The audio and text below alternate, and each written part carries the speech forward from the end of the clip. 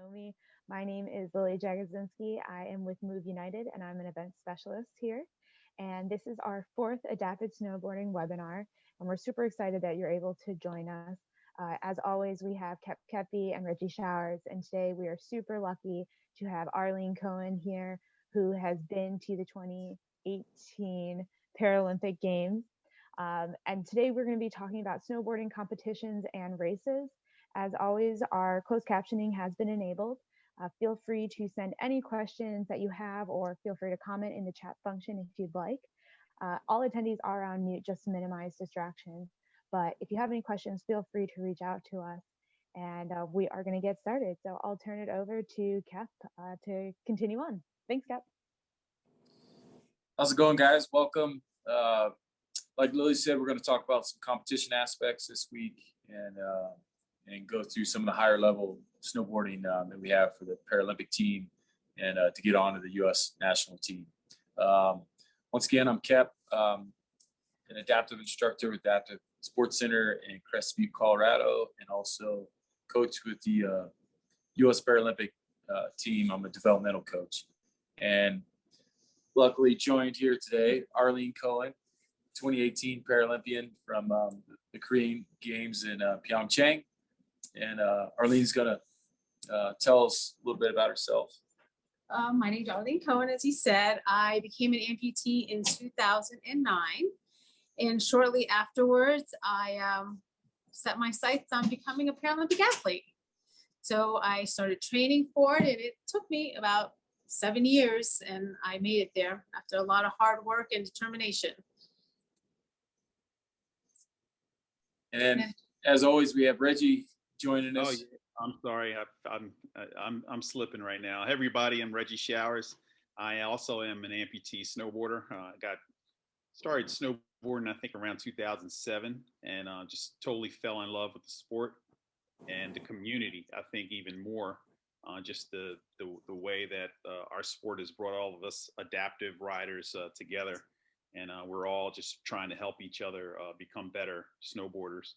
I got certified to instruct, I think, in 2011, 2012, something like that. I've worked with Kep and various United programs, and just really excited to be back and to be able to share some knowledge.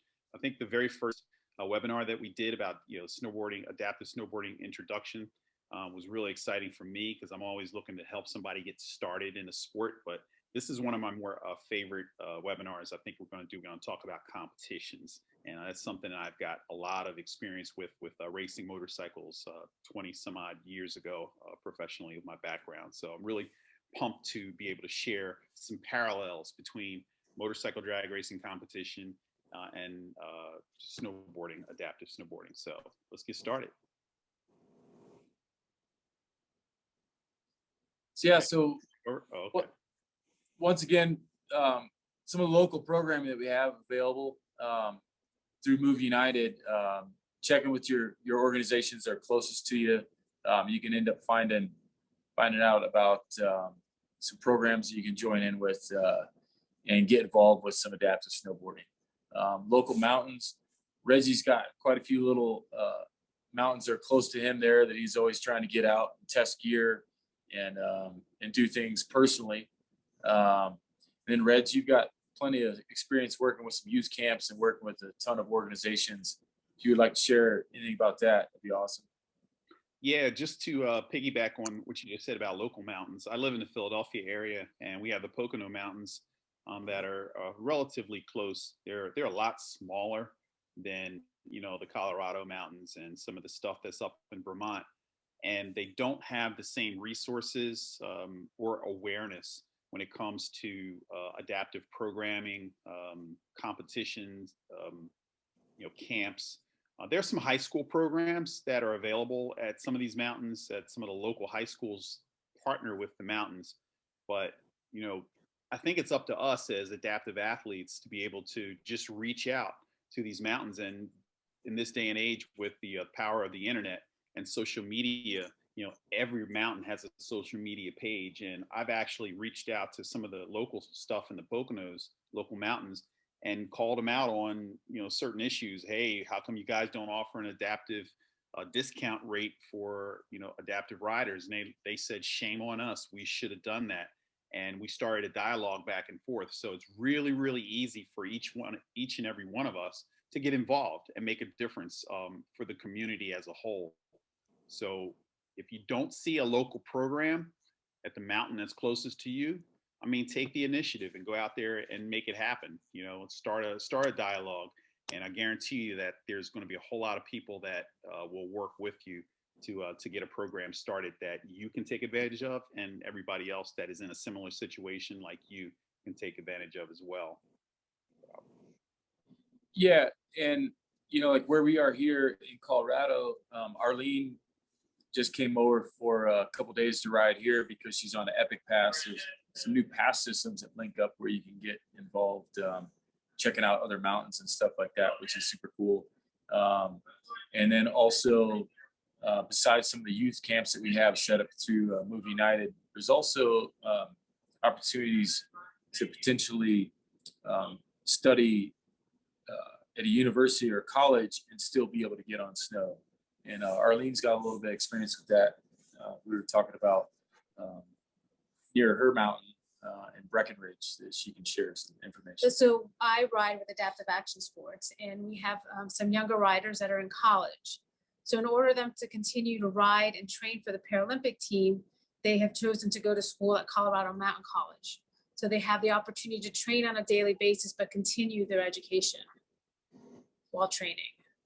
Yeah, and there's some other opportunities in California, Utah, and even on the East Coast that you can potentially check into, so you can still have that ability to get a college education if you so desire, and then still split some time and get onto snow. I know once you make it up into the U.S. national team, they provide some opportunities to actually go back to school and learn some other skills through the national program, which is an awesome chance to have through the U.S. team. So going on to some equipment here, I'm gonna pass this one over to the experts, to Reggie and Arlene. They're both amputees. They both had a ton of experience working with different types of prosthesis and different types of equipment to become top level athletes. So I mean, it depends for Yeah, race. I mean, this. Go ahead, Reggie. No, ladies first. So to get started, you could pretty much get started on any board you have and boots. But as you start becoming a stronger rider and wanting to compete, then it's when you really have to start looking into a race board and your equipment as in your foot, or your adaptive equipment. So I have a special foot that I wear now to race. For years, I just wore my everyday street leg to ride. And I wasn't making as many strides as I felt like I should be making. So just recently I acquired a VersaFoot, which is a foot that's made specifically for snowboarding or adaptive sports, high impact sports. And that has made a big difference. But there's just little things that have to be done with your equipment, as something like getting a heel lift in your boots, or putting a heel lift in your bindings to help you get a toe turn as a below the knee amputee. And I'm sure there's many other things needed if you're an above the knee amputee, or if you're a double amputee, it may be a little different. And an upper limb amputee, some of them I've noticed don't use anything when they race, and others decide they want to use an arm to pull out of a gate. I think could be a little individual of what you need. Yeah, each disability is different. Yeah. Equipment's different. Reggie, you've got a great insight on this. My father taught me a long time ago. He says, "Son, work smarter, not harder." Yeah. And I'm going to tell you, when I got into motorcycle drag racing, just like getting into adaptive snowboard racing, when you first start, there's so much to learn, and you're trying to fine tune your equipment, fine tune all of your foot, your leg, what foot works better than others. when I started racing, when I started racing motorcycles, it's a really quick story. I was about 5'11", just about 6 foot tall, and racing a motorcycle. I raced drag bikes, and these bikes are very, very low to the ground. They have big wheels on the back and wheelie bars, and they're built for all-out acceleration. Well, as a taller rider, it was really hard for me to get my feet up on the foot pegs, and so I have prosthesis, and that makes it even more challenging. Well, I got an idea. It's like, well, I'm a bilateral amputee. I could basically be whatever height that I wanted to be. So I talked to my prosthetist who was at the racetrack with me. I said, hey man, can we shorten my legs up? He said, absolutely. So we pulled out a pipe cutter. We cut the pylons to my prosthesis just about an inch. I went out, I made a run. I was like, that felt kind of good. He said, well, let's take another inch off.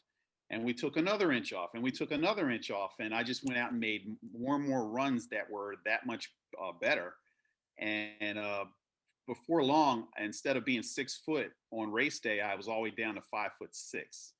And also I had these really teeny size 5 feet, and to reduce the drag. And so the moral of the story is, do whatever you have to do to be able to race comfortably and to get the advantage that you need to beat your competition. Your competition is doing anything and everything that they can do to beat you to the finish line.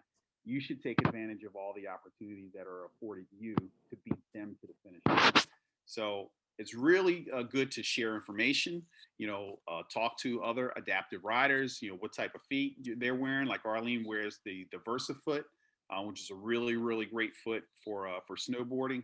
I wear another foot. So there's a lot of stuff out there. It's all personal preference. Take notes, but yeah, fine tune your equipment and go out there and ride. Work smarter, not harder. Yeah, and to add on to that, a lot of our adaptive riders that are single amputees will actually shorten their legs or lengthen their legs and their height on one side, just as they can get the best balance position possible. And that's mileage. That's a ton of experience to get to that higher level. This is that next level that you're trying to get to and really be a high performance athlete. So there's a lot of equipment. Some of the basic equipment gets some adaptations with some duct tape, some wedges, some things that give you a better lean angle and some things like that. So you get the best performance out of the equipment that you do have. And that's just that next little tricks that you learn once you really are on snow for a long time. And that's getting to this next one here. Add to that right quick. Yeah. If I can add to that right quick, like Arlene says, she has a prosthesis that's set up for racing. It may not be the best prosthesis to walk in, but racing, it's killer. So, and I was the same way with my motorcycle, with my race legs. They were crap to walk in, but on the motorcycle, oh man, I was vicious. So I've seen lots of adaptive snowboarders that have their race prosthesis on, and they're actually walking up to the gates or walking around, and they look like, they could hardly walk because the leg is set up in such a way that it's fine-tuned to attack the border cross or the bank slalom course. So don't be shy if you're 5'2", in your race legs, opposed to 6 foot when you're in your walking legs. As long as you can get down to that finish line first and stand on that center podium with that gold medal, that's our objective. So, and everything's trial and error. What works for me may not work for you. So you really have to get out there and ride and try everything to see what really works for you. And this also goes to anybody with a disability, making adjustments to your board for the angles that you have your binding set. It's whatever you're comfortable with, whatever puts you in the best stance possible for snowboarding, to be comfortable and to be able to ride your best and ride your fastest. This is that next level that you're trying to achieve after you've been on snowboard for quite a while. You're really trying to fine tune these things so you can become the best athlete possible.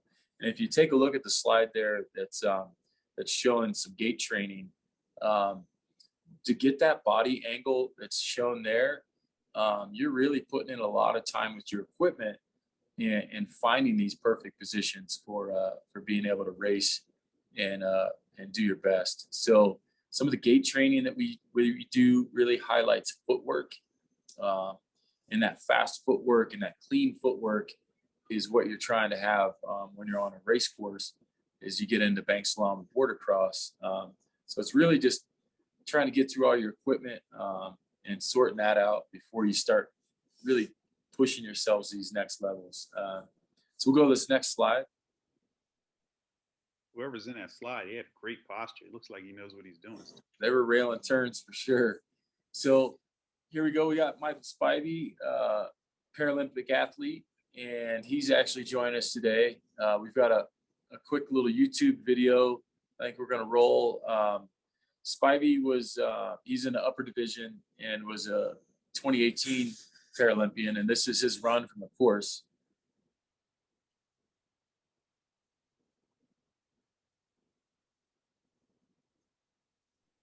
And Kep, do you want to explain what's going on with this as well? What's going on in the video? Right. If we still talk over this, so the beginning of the course doesn't really look that steep until you're standing at the top of it. And Arlene was on this course as well. So in the start gates, as soon as you pull out, you're dropping into a series of rollers. Those rollers are actually substantial rollers. They're more like small jumps that you're trying to navigate through. And within the first couple jumps, you're already up to speed, and you're hitting your first couple turns, those big turns that you're getting into. You're already at full speed. So Arlene can explain a little bit of this. I wasn't on this course. Okay. But it's just the rollers when you're coming out. And it's all quick footwork. It's pretty much in body alignment, inflection, extension. So it's just time on that board. So yeah. So once again, this is a huge drop that goes into this first turn. And you're already up to speed. Spidey's doing a great job with balance, posture there. And then you're getting into these full speed turns where you're actually experiencing G-forces. That perfect angle that he's sitting in there is holding that edge and holding that speed so you can make it down the course as fast as possible. There's different line choices you can take going up the berms. And there's all these other elements. There's a few pretty big jumps. Then the final jump for this one was this big step down jump. So it's like this low slung wedge, but I mean, you're probably traveling, Spivey can add into here. That finish jump, you're probably traveling 50, 60 feet in the air, which was this is an awesome deal. If you look at his time, he bettered his time by almost a half a second there. And ideally, that's what you're looking for, is just clean up your times on each run, get a little bit faster, trying to find speed on these courses. And that could be line choice. It could be just really staying on the snow, staying low slung for some of the jumps and some things like that. That was a great run by Spivey. And just to highlight what we have here, Snowboarding did start in 2014 on the Paralympic level in Sochi. And that was the first opportunity for us to get into the games. And the format was a little bit different then, and it was just for lower limb athletes. 2018 games, we ended up having some new additions with 2 different classification levels for lower limb athletes, and then 1 classification level for upper limb athletes.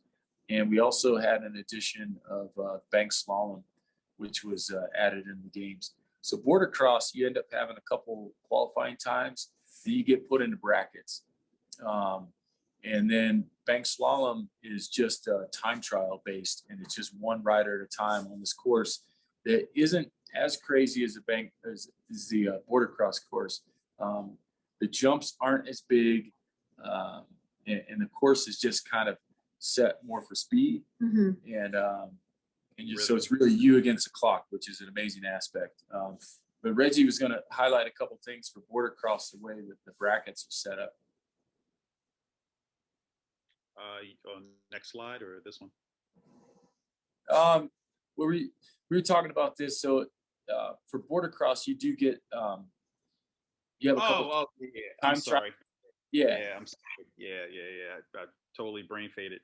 Yeah, so as far as the brackets and how a competition is set up, you know, you could have athletes, you get 50 athletes from all over the world show up for a competition, and then you get time trials. So they usually give you, you know, a course inspections. You go inspect the course, you know, spot out some, you know, how you're going to attack the course, how you're going to stay safe, and then you'll get 2 qualification runs. Now, based on your time, based off of those runs, then they'll put you in a ladder.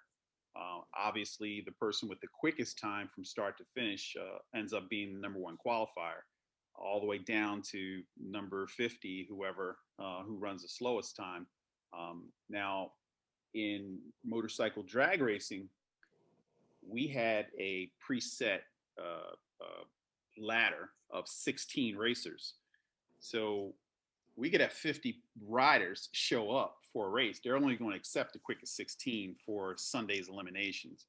I'm not sure how that works, Kep. I think everybody races in snowboard cross, or do they cut the ladder at a certain number?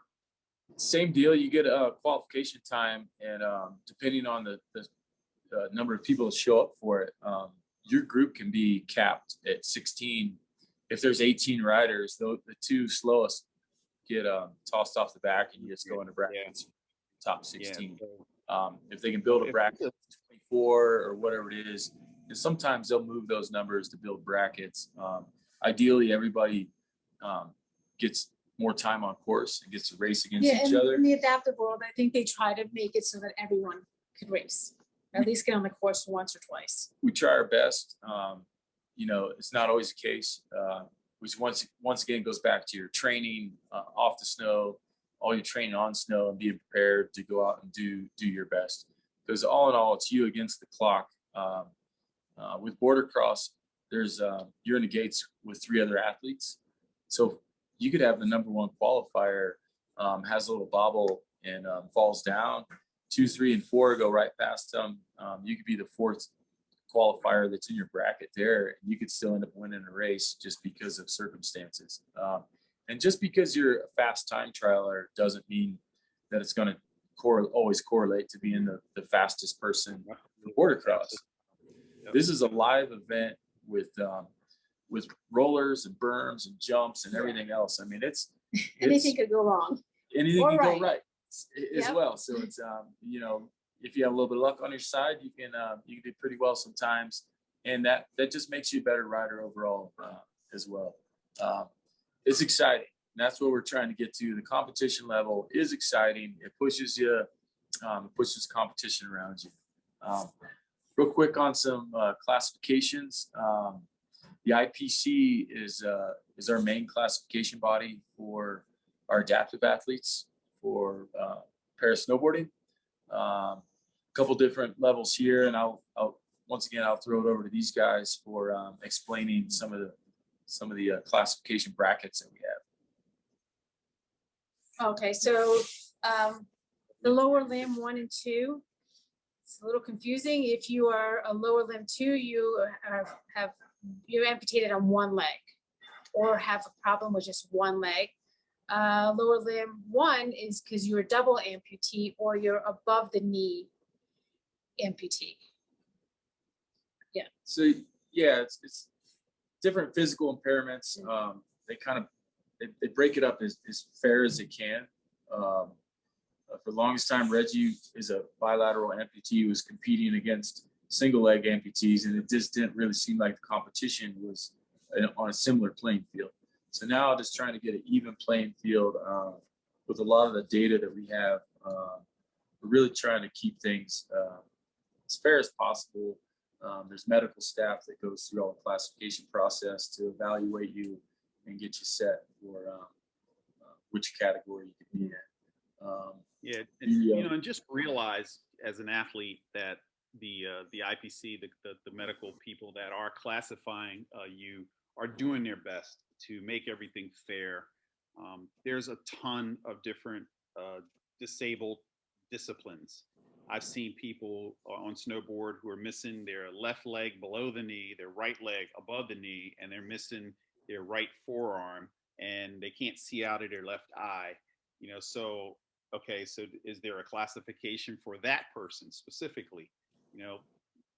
If they looked at every single adaptive discipline, then they would have 15, 25 different classifications, different classes that these disabled athletes would try to fit into for competitions, and we would never get the race done. It would never get over. There'd just be so many different disciplines. So they're trying their best to classify everybody and keep us in a tight group, based on the data that has been compiled, like Kev said, from previous races, watching other athletes and their performance as a unilateral amputee, a unilateral below knee amputee, or a bilateral below knee amputee, to keep everything fair.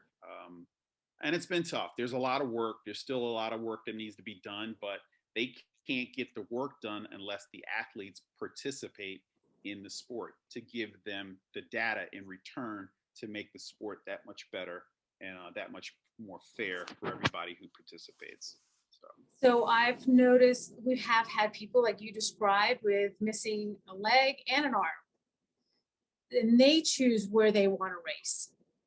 The athlete gets to choose, do I want to race as an upper limb or do I want to race as a lower limb? And right now, that's just like I said, if we get more numbers, we get more athletes. And this isn't just about amputations. No, it's, CP and there's other there's CP that we have listed here, spinal cord injuries, any birth defects that can cause impairment. It's really, the adaptive snowboarding world is just about getting more and more people out on snow, and the more people that we can get out and interested in these type of competitions and this racing aspect, the more opportunities we do have for building bigger classes, having more riders on the courses, and that's the exciting part.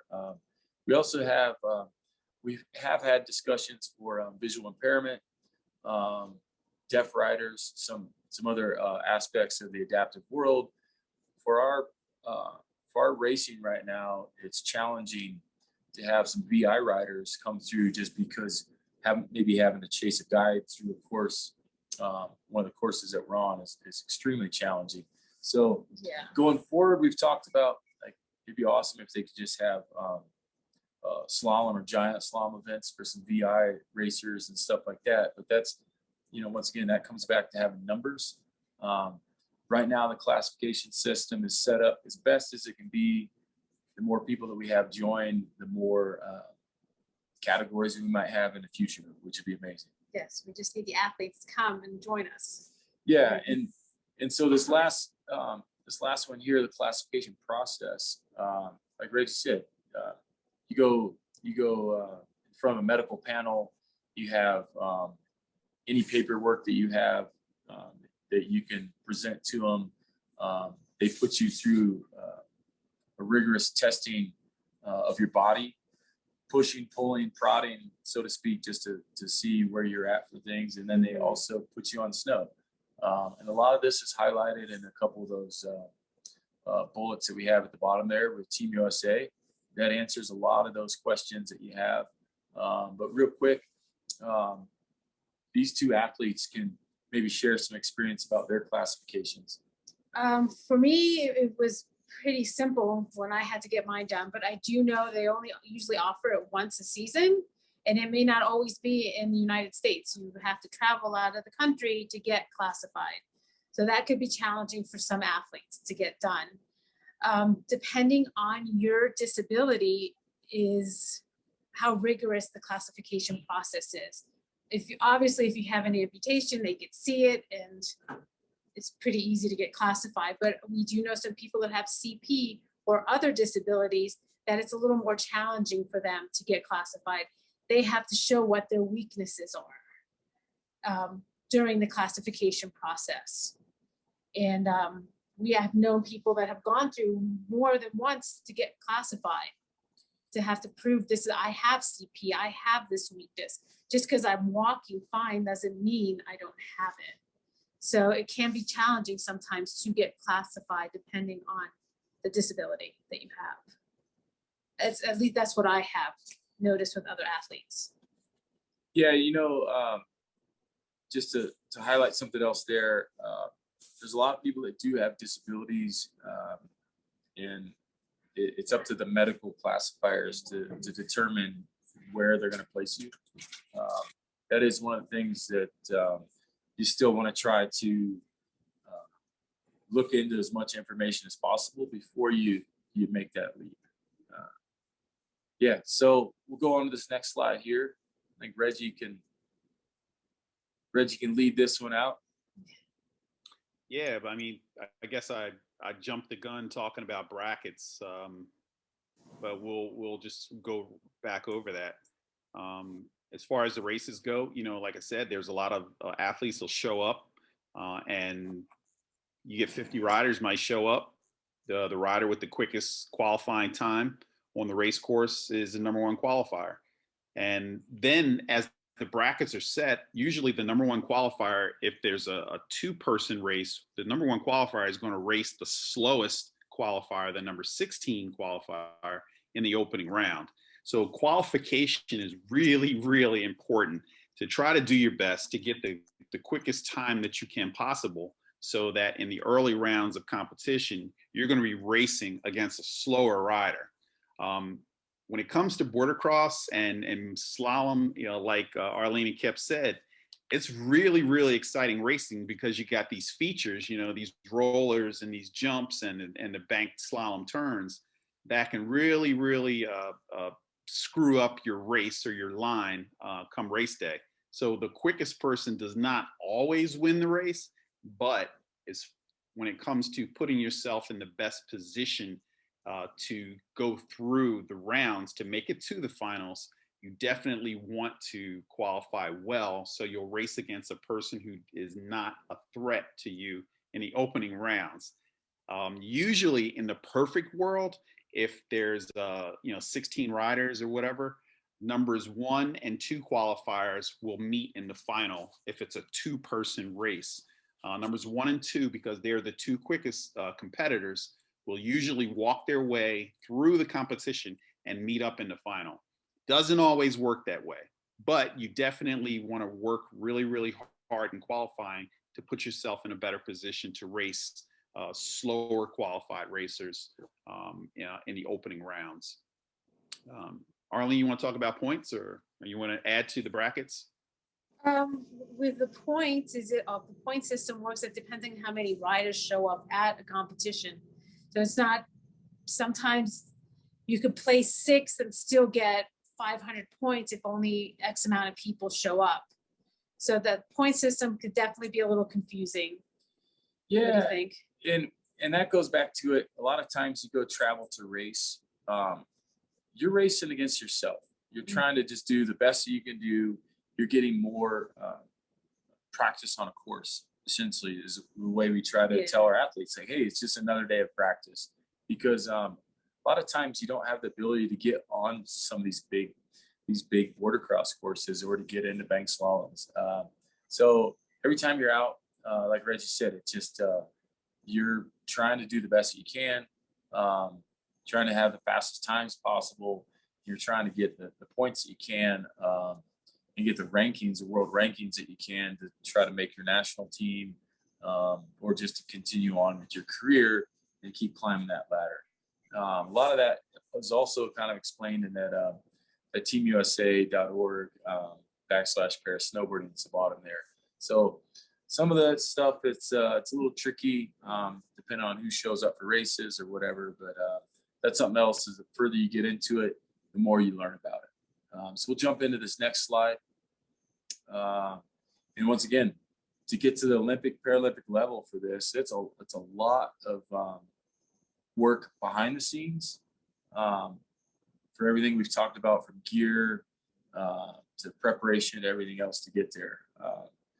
For our sport, the pinnacle is every 4 years with the Paralympic Games, and it's an amazing honor to represent your country, to have your teammates there, walking into opening ceremonies. I mean, so I'm going to throw it over to the Paralympic athlete next to me here for some stories. It's a road to get to the Paralympic Games, and you have to start at your local level, at your local mountain racing, whatever you can.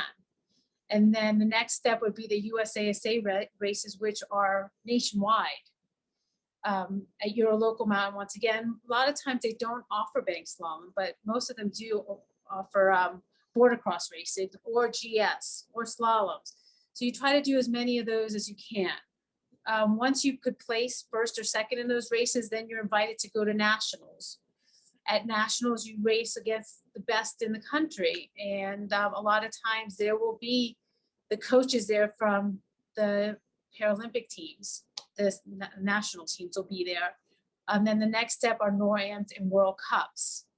The NORAMs and the World Cups, once again, you have to travel all over the world to get to them. And placing in those races will set you up for the Paralympic Games. But it is a long road to get from a USASA race up to a World Cup race. Which is amazing. When Reggie and I met quite a few years ago, it was at USASA Nationals, which, you know, helped build the Paralympic movement for snowboarding. So Reggie was back in the earlier days, one of the athletes that helped really push his sport, and then went on to compete in a couple NORAMs and World Cups, chasing some points. Reggie had his sights set on the Paralympic Games, and for 2018, was trying to put the work in to get to that level. And at some point, you have to, and Arlene as well, at some point you have to determine, is it worth it financially, all the sacrifices you make for your family, your friends, for your job, for anything else that's out there to keep chasing that higher level. It's an expensive sport. We definitely don't want to deter anybody away from it. Our next slide is going to talk about sponsorships and how to get there. But just through the level of racing here, it takes quite a bit of dedication for sure to get there. It's a huge commitment. And for sure. And then the last slide that we have here with the Do Tour and X Games, these are two amazing events that we've been able to have adaptive programming with. We've been part of X Games for a long time. We had border cross courses, and the Do Tour now that they've had this bank slalom course set up is a primary event for adaptive riders only. It's been amazing to partner with some of the best in the action sports world to highlight gravity sports for adaptive athletes. There is some prize money that's been involved with Do Tour and X Games. Nothing that's gonna cause you to retire and go sit on a beach somewhere, but that is one of the highlights. So is to be able to compete a few times a season, hopefully, and make a few dollars. If you do well at the Paralympic Games, you can also get paid out a little bit of money. But going in our next slide here, it's all about getting the support that you need, and being able to make it to this level and continue at this level. It's all about the equipment, training programs, and everything else that goes into it. So Reggie, you want to tackle a couple of these? Yeah, absolutely. You know, and just to dovetail on what you said about the events, I mean, I think those events that in the previous slide was just really, really good information, showing you the process that it takes to reach the pinnacle of the Paralympics. A lot of people don't see the work behind the scenes of what it takes to reach that elite level. They just see these athletes show up at the Paralympics, all the pomp and circumstances, and they say, hey, I'm adaptive. I'm missing a leg. You know, I could go do that. I ride at my local mountain, you know, and there's a lot of work and years of training, of sacrifice. There's a lot of money that's involved in racing, period. And snowboard racing is no different. It takes a lot of money for equipment. It takes a lot of money for your prostheses if you're an amputee, or, you know, braces, whatever you have to use with your adaptive discipline. Travel costs a lot of money to fly. You have to, you know, sometimes pay for your gear to get there. How about hotels? You know, you got to stay at a hotel when you're out training or going to some of these events. You got to eat. So, and lift tickets are not cheap. Lift tickets are really, really expensive. You need to think about insurance sometimes, travel insurance. I mean, all this stuff adds up. So there are resources out there for you if you know where to look and how to look. And we're fortunate that we have foundations like Move United that has an E-team, that has grants that you can write. You know, the Challenge Athletes Foundation, or CAF. You know, you can submit a grant application to them, and they will help you with resources to buy your equipment or to help you with travel costs. But you have to put in the work. You have to do the research. There's deadlines. You can't just write them an email and saying, "Hey, I'm a snowboarder. I'm an adaptive snowboarder, and I need some money." Well, there's a process. There's a deadline with some of these grants, because there's a lot of work behind the scenes. There's a lot of people that are doing all the hard work to knock on doors to get the funding that they can then distribute to the athletes. So you have to do your research, and if you don't know where to start, reach out on social media to some of these other adaptive athletes that have been where you want to go. Ask them the process. Reach out to Move United and talk to them. They'll steer you through what you need to do. In the meantime, you can talk to your local mountain. Look at some of the sponsors that on the lift chairs. You see sponsor insignia and all different advertisements on the lift chairs all the time. So these are businesses that want to advertise at the mountain. So go to those businesses and talk to them. Tell them your story. Or if you can't go to them physically, reach out to them on social media. This is the beautiful thing about social media now, is you can reach just about anybody in the world. And back in the day when I was racing motorcycles, we didn't have social media.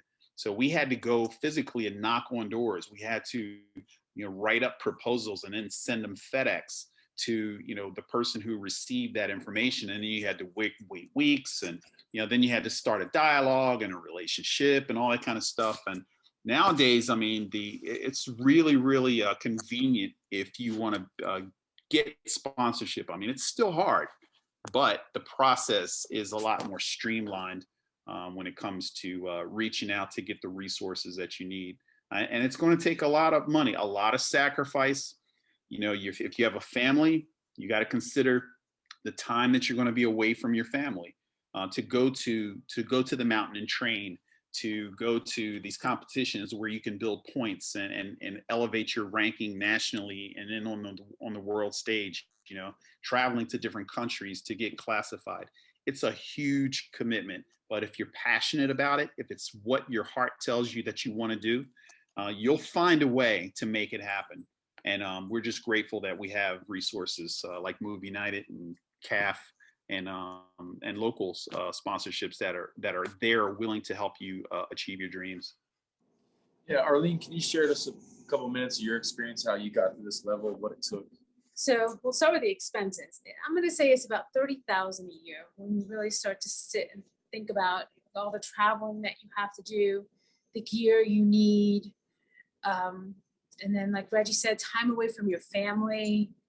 So it is a lot. It is a lot of work, and something that you really want. You really have to want it to get there. So I started just by training with adaptive action sports. Oh, just wait 1 second. It's okay. I started by training with adaptive action sports, and we train 2 to 3 days a week, sometimes 4 days a week with a coach, about 3 to 4 hours on snow. And then afterwards, you have about an hour or two at the gym. And this is about 4 days a week. And then after that, you have to think, well, how am I going to make money? So you're after all this, you're still working to earn a paycheck to pay for everything that you're doing to train. So it's like you're having 2 full-time jobs throughout the year to get to where you want to be. There's a few athletes that have been able to capitalize on getting some decent national level sponsorships to make a living out of this. But for a lot of athletes, you're still a journeyman racer, where that means that you're putting in a lot of time, a lot of effort, and you're kind of financially backing your career for a while. You're getting support from mom and dad, some neighbors, and the local restaurants and wherever you are. And it is that sacrifice that once you make it there, if you can't make it that next level, you still get the chance to travel around the world with some of the best riders and compete and have a great time. It's been some of the best times of my life. I wouldn't change anything that I have done. Yeah. Yeah, and I'm gonna go for it again one more time. One more time. One more time. And that goes on a perfect segue into our life experiences. Yeah. Everything that these guys just spoke about. It's one of those things. Once you make it to that level, like you can see the smiles in the faces there in the picture. Once you make it to that level, it's one of the most rewarding experiences possible. It is. And It is. But it's just like you're looking down there at life experiences, the schedule. Like I said, you're training 4 days a week. Sometimes more. Some athletes go out and ride 5 days a week, and then you go to the gym afterwards. Then you have to think about, I have to prep my meals. I have to have everything ready to be able to do this, and then get to work. And then you have to schedule a traveling time, which there is a lot of travel involved, internationally mainly. We have a few in-state races, but I'm going to say the majority of them, you're traveling overseas to get to these places. And the expenses, like I said, $30,000 to $40,000 a year approximately, depending how much travel you do and how many competitions you're going to be doing that year. And that includes your prostheses or your boards, your bindings, your boots, because you'll tend to go through 2 sets of boots a season because you're on them so much. So what I luckily have done, I've partnered with a local snowboard shop, and they get me my boards every year. Not my board, my boots every year. Through the club that I train with, they get us boards a few times a year also. So you really have to find who's going to help me. What do I have to do? Like Reggie said, reach out on social media, walk into your local snowboard shop and say, hey, this is what I'm doing. How can you help me out? And just reach out to people. Yeah, I learned a long time ago with motorcycle racing and sponsorship, there's 100 pennies and a dollar. So a lot of my competitors were looking for that one big sponsor to sponsor their whole program, where I went out and I just started looking for a lot of little sponsors to give me a penny here and a penny there. And then I had all these little sponsors that added up to one big gigantic sponsor. And I think one of the things that we forgot to list in that life experience slide there was the potential for injury. So the potential for injury is huge. And there's, after an injury, there is some downtime. You got to go through some healing. You're going to be off snow, so that can actually slow your progression. Now you come back after an injury, and you got to work your way back up to where you were before the injury, and it's a huge commitment. But if your heart tells you that this is what you want to do, then there are so many resources out there, and the community as a whole, we are here to support you. That's why we're here today with this webinar series, to hopefully inspire you and to become an Olympic level athlete, a Paralympic level athlete. So, yep. So we'll kick it back over to some questions. I saw there was a few questions that were popping up there on the screen as we were talking earlier. Lily, I can step in for sure. This is Sure. Lily from Move United. And so first, I appreciate everyone hopping in this chat function to answer some immediate questions. You guys are awesome. But a question for our panelists and speakers here. Are there specific prosthetic companies or that design prostheses for snowboarding? Do you guys want to talk a little bit about that? What's the technology out there? So I've ridden Freedom feet for the most part. I've ridden a Maverick. I have ridden a Renegade. And most recently, I now have a foot that is specifically made for snowboarding, and it's a VersaFoot. But you don't have to ride a specific foot.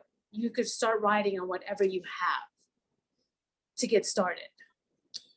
Yeah, Reggie's got quite a bit of experience with this as well, testing out a lot of different feet. He works for College Park, which is an amazing company, makes incredible feet. It's all about personal preference. It's completely all about personal preference. Yeah. Yeah, there's a dynamic that I can add, being an adaptive athlete myself, and also someone who works for a a company that builds these components, these prosthetic components. When I like to tell a lot of the brand new amputees, for the amputation side of things, that when you lose a part of God's perfection, man cannot duplicate that with one component, one product.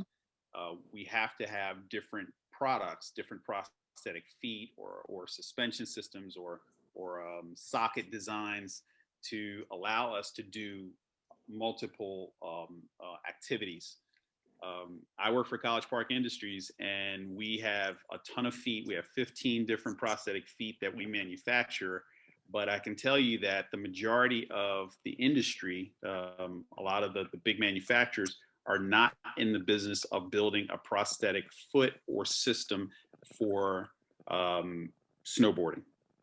There is a very small percentage of athletes, of adaptive athletes or amputee athletes, that snowboard. So from a cost perspective, you're not going to make money building a foot for snowboarding. We're making feet to allow people to walk, to run, to hike, stuff like that. That's where a lot of manufacturers are going to focus their resources on, building components and prosthetic feet to allow people to ambulate and get back to a quote unquote normal way of life.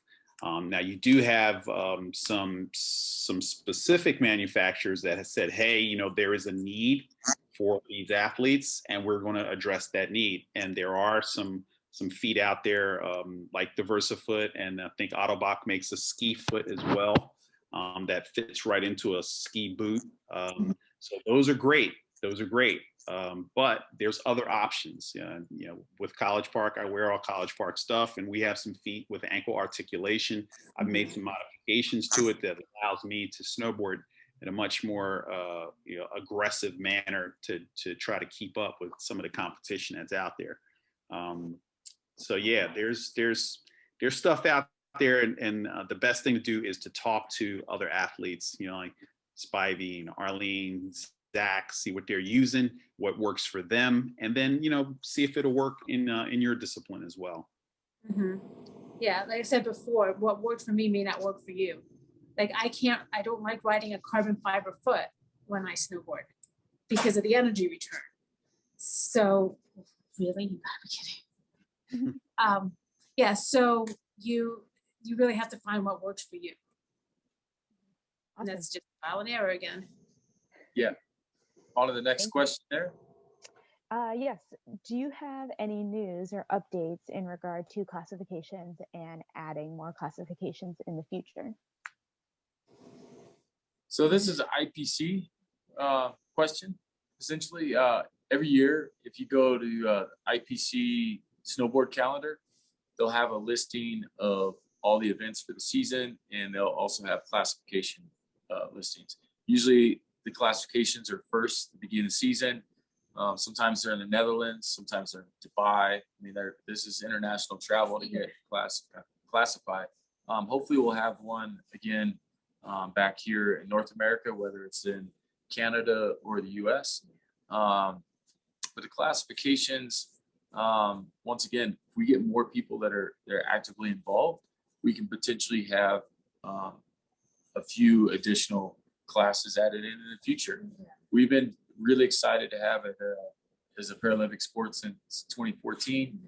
2018 opened up more avenues for the upper level and the two classification levels for lower level, and a whole new sport, which is amazing. Right now, it still just goes back to numbers. Hopefully, if we get more athletes, adaptive athletes involved and interested, we can further those classifications.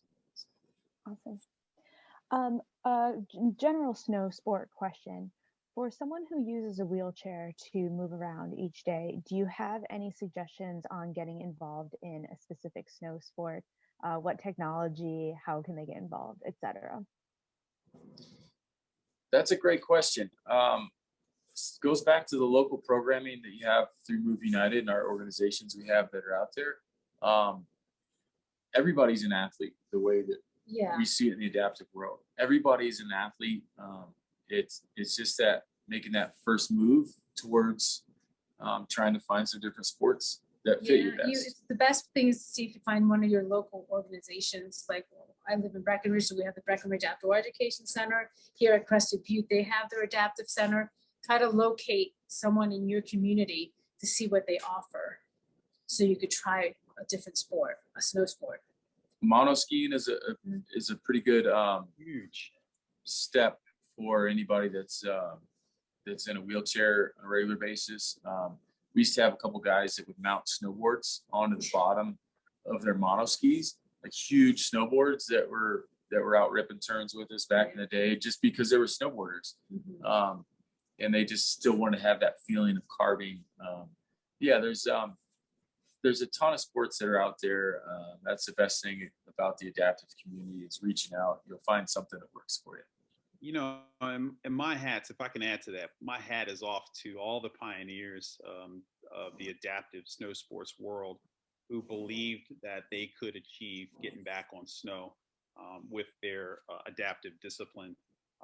If there weren't in my discipline in the amputee community, if there weren't amputees who wanted to snowboard and were out there trying and bringing awareness to the community, I mean, there wouldn't be the resources and the information out there that it is now today. And then going to somebody who's in a wheelchair, monoskiing, oh my gosh, man, I want to learn to monoski because it is these athletes that are in monoskis and biskis, they go down the hill and they are ripping. I'm like, man, these guys are riding faster than I am, you know, but it all goes back to somebody had a passion, they had a vision, they had a dream. They were in a wheelchair. They said, you know what? I want to go out there. I want to ride again. They contacted the right people, maybe some engineers. They designed a monoski, and then the monoskis got these shock absorbers on them, and they came out with these really competitive skis. And I mean, it's turned into a huge, huge competition, a huge sport. So my hat's off to all the pioneers, the amputees, the people with cerebral palsy, spinal cord injury victims. I mean, survivors. I'm sorry. That had that drive and that passion and the courage to go out there and get back to their new normal on the hill. Awesome, thank you. And Kep, for someone who doesn't know what a monoski or a bi-ski, how would you explain it to someone? What does it look like? What do you do as an athlete? So a monoski is typically for an athlete that's had maybe like a higher level amputations or a spinal cord injury or something that's affecting the ability to ambulate with both legs. So you're actually sitting in a monoski. You sit in it, and it's got a shock that sits underneath and a ski that's underneath that. And if you want to check it out, Google search X Games Mono X, and you will be blown away by what a human can do with a little bit of equipment and a single ski sitting underneath them. Or if you watch any of our Paralympic riders or racers for Paralympic downhill skiing for monoskiing, that's the best way to describe it. It's just Google it. You'll be amazed. But it's a way of getting moving on the snow. The bi-ski has two skis under it, so it's a little more stable platform. Yeah, it's the fastest adaptive sport on the planet. It's amazing. Those guys are fast. Yeah, I have no way to keep up. I've seen them do backflips on mono. Yeah, it's pretty amazing. Awesome. Well, thank you. We'll wrap up really quick here, but Arlene, being the expert here and have gone to the Paralympic Games, what advice do you have for future athletes out there? And Kep, from a coaching standpoint, what advice would you give them? For future athletes, just start your training, get out there on the snow. The more you can just snowboard and have fun, the better snowboarder you'll become. And then the training comes afterwards. But at first, just get on snow and enjoy it. You have to have a great passion for snowboarding. You have to love it to be out there every day. So you have to go out there and have fun. And then you start training. And even when you're training, you have to have fun. Yeah, I'll echo everything that she said. We've been on the hill for the last couple of days riding, which is amazing because when we get these opportunities to go snowboard, you have that sense of freedom, independence. You have that sense of normalcy for being able to get out and ski and snowboard and be on a hill with everyone else that's doing the same thing that they love. And that's the cool part about it. I'm 44 and I'm the young gun in the crew here.